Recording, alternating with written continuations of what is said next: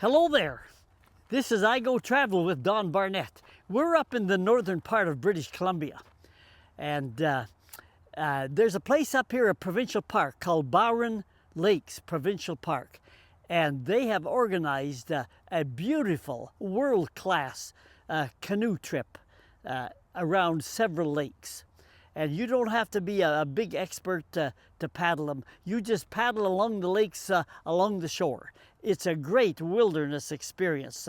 Let me tell you a little bit more about it. You are looking at a big cutout sign in the Provincial Park campground. You can see the trees through the cutout in the sign. And look at the blue lakes around the park. You can paddle around these series of lakes. It is a several-day canoe trip deep in the Canadian wilderness. Many average paddlers with little paddling experience can enjoy a trip of a lifetime in the great outdoors. Take your choice, a few days in the wilderness or a 10 to 12-day trip. It is a manageable trip that can turn out to be the trip of a lifetime.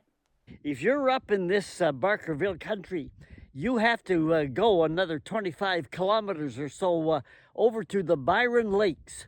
The Bowron Lakes are a series of about 10 lakes, and it's a chain of lakes, and you can canoe between them. It's not really kayaking country because you can't carry enough supplies for a 3 or 4 day trip or a 10 or a 12-day trip. To get there, take the highway, the Trans-Canada Highway from Vancouver, eventually north onto Highway 97. From the east on the Trans-Canada Highway, you would move westward to Highway 97 and then head north to the small city of Quesnel.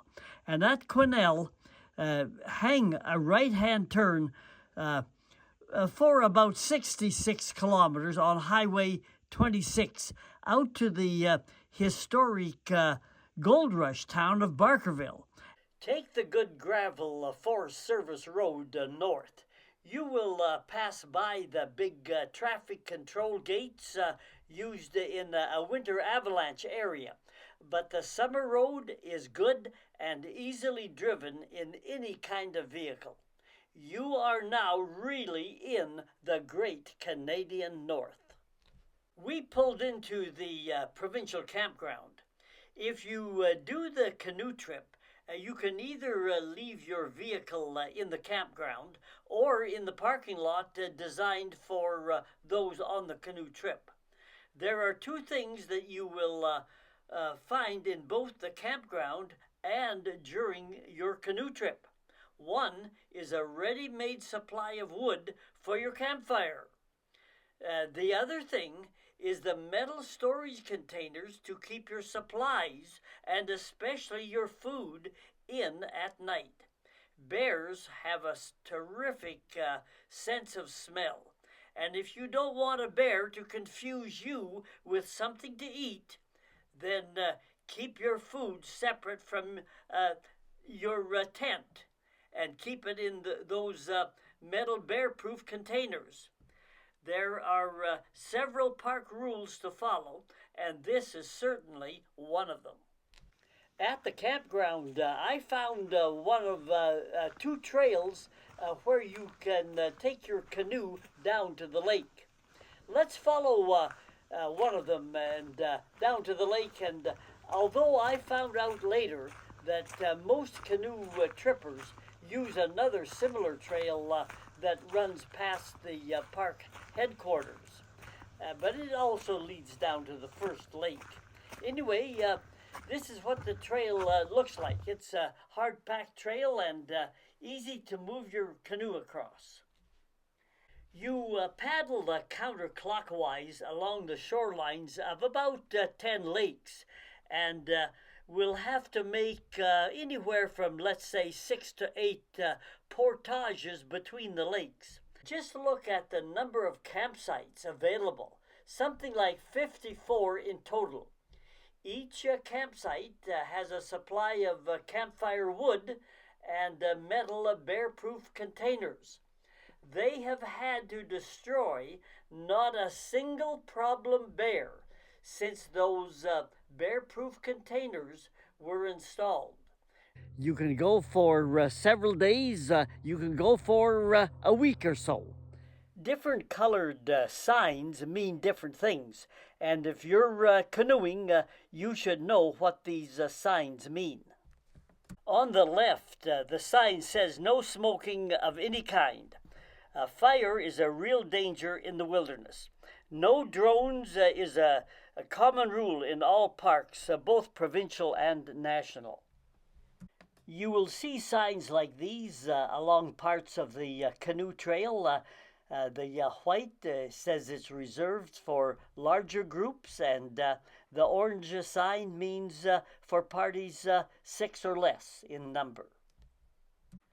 The orange sign on the left indicates where a channel is at, and you should be able to paddle through that area.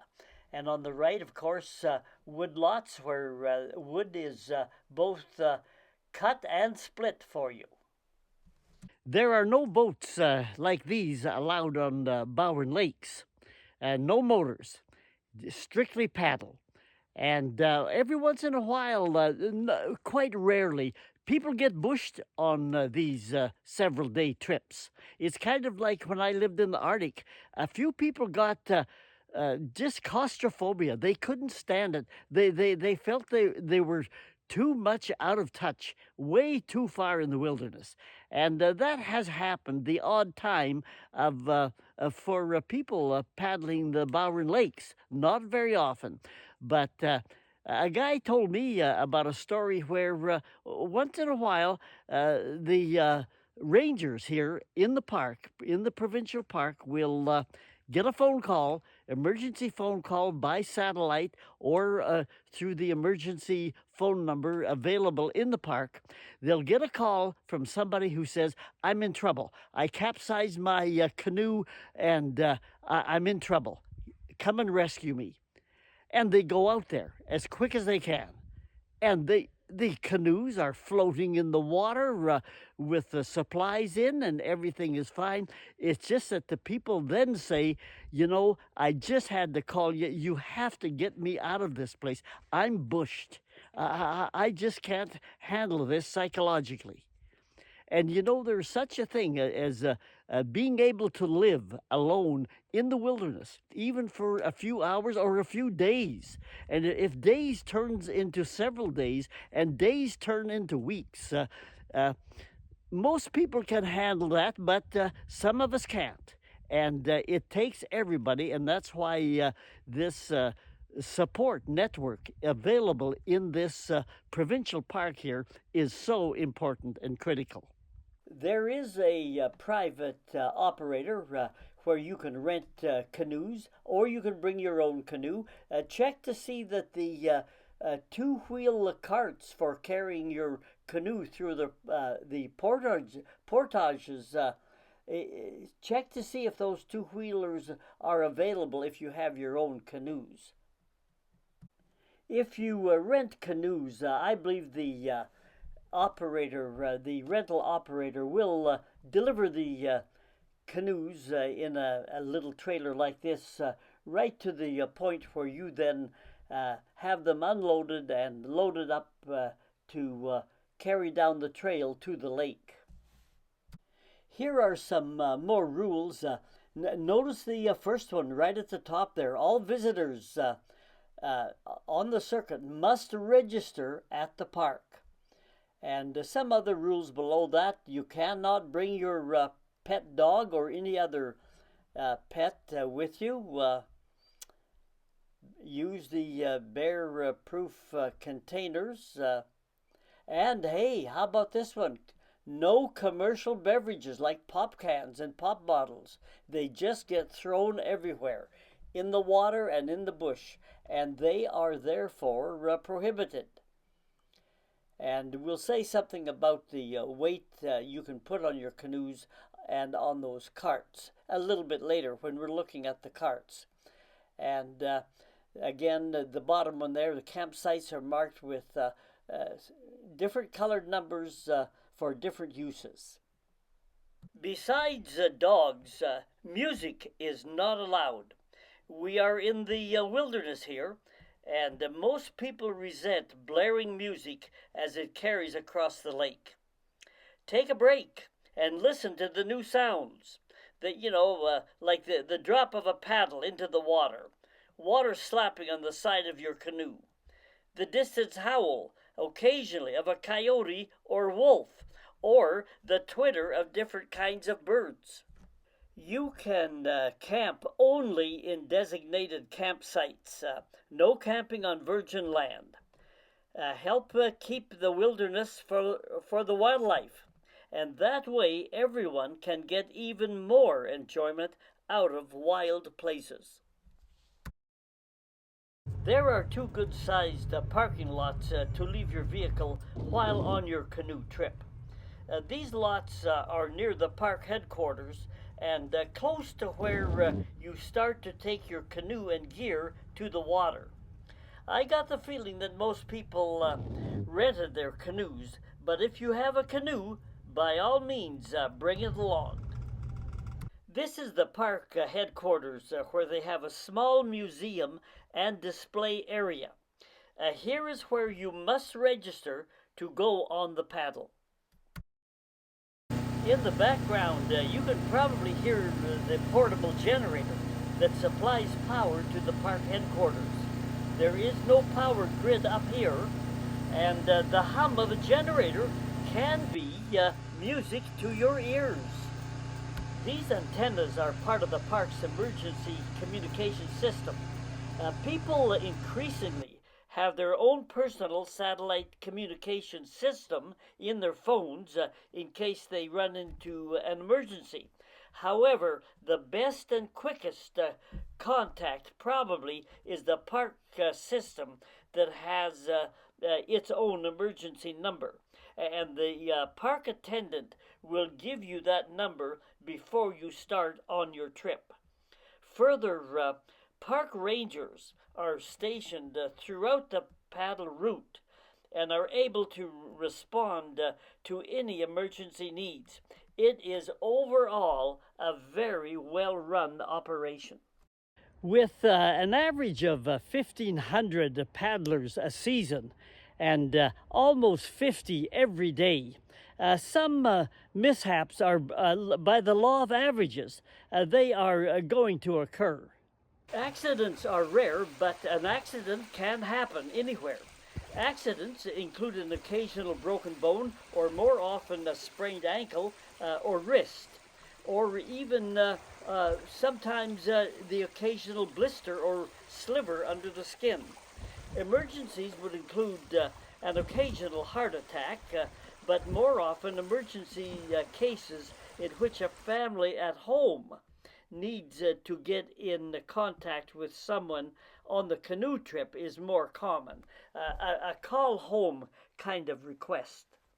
At park headquarters, you are given instructions that will serve you well over the next several days. Yes, to 37, but I understand there might be a restriction how far you can go if you're doing the west side. Or is that? No, not really. You can go as far as you're willing to paddle up to this one. Park staff will also respond to any questions. With that, like you can't go up this river here, but so you're not limited. All parties must be self-reliant and equipped to deal also, with most be sure and watch the informative video that they have. Bowron Lake Provincial Park. Should you need to attract the attention of other paddlers or park staff, you can use the orange-colored park garbage bag. Place it over the end of your paddle and wave it in the air to signal a distress situation. All park staff are in radio communication with the emergency system and can assist you with any emergencies. so regardless of the weather tomorrow when you go out, I would say stay to the north shore there. And then you'll go into the channel here. Sometimes people find it a little bit tricky to find this main channel, but you have an expert with you, so it'll be no problem. We are getting ready now. Here is the camping gear of people ready to go on this big paddle for several days. The cars are parked while they're gone, and of course They have to carry the supplies. It's not really a kayaking kind of an experience because you can't carry enough of your supplies for several days in a vessel like a kayak. They're not big enough. So it's a canoeing kind of a thing. Let's just see their supplies. Of course, there's sleeping bags and backpacks and some food, and right here's a telescope that they'll use, and of course fishing rods. You're allowed to fish in the lakes as you go by. Regular or standard fishing regulations apply. You must use barbless hooks and clean your fish in deep water. Leave no remains that will attract wildlife like bears, mountain lions, coyotes, or wolves. You will thank earlier paddlers for doing the same for you. Select what you bring along carefully. Remember, you have to weigh in with your supplies. It says that the maximum you can bring is 27 kilograms. If the portage trails are soft from rain, for example, the wheels can create ruts on the trail, making it difficult for other travelers. These are the wheels that carry your canoe. One pair of wheels per canoe. As I said, these wheels are available at each portage. The canoe contractor will bring your canoes on trailers like these and unload them for you. If you bring your own canoe, of course, you have to look after these kinds of things yourself. And we're getting ready. We're loading the canoes onto the wheels. Have to balance them, and we are ready to go. At the beginning of the trip, I went down the trail a little bit up the hill beside the park headquarters and took some pictures of people pushing their canoes.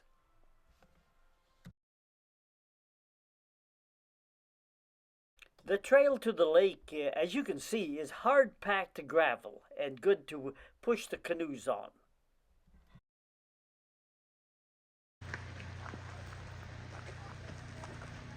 Okay. And don't forget to take pictures like this guy is doing. The first few steps in the registration area. Beautiful day. The canoes are pretty easy to push, and they are not loaded down with gear.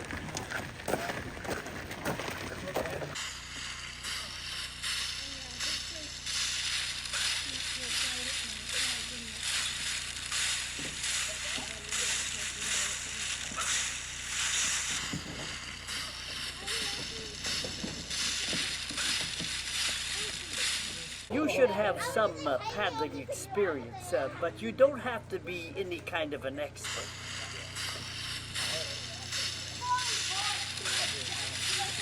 The building wall on the left is part of the park headquarters building.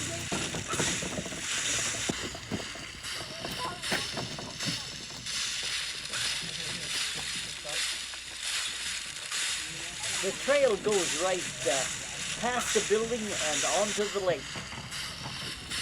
Notice that there are quite young kids with their parents. It is not an overwhelming or strenuous kind of an exercise, but it is nevertheless an outdoor wilderness experience over several days.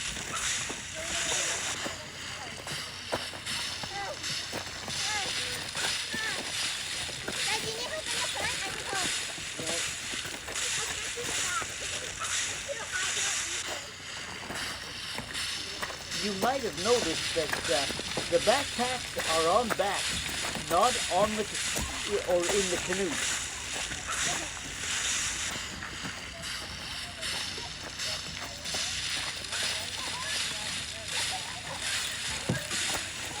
Come on, push a little harder. It's not a bad job.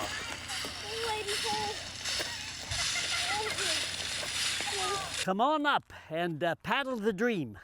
Hit the subscribe button and that will tell you when we're posting more videos on the internet.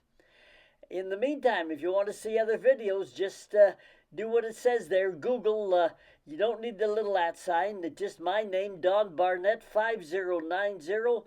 Click my name, hit the word playlists, and scroll down. Each playlist contains several travel videos.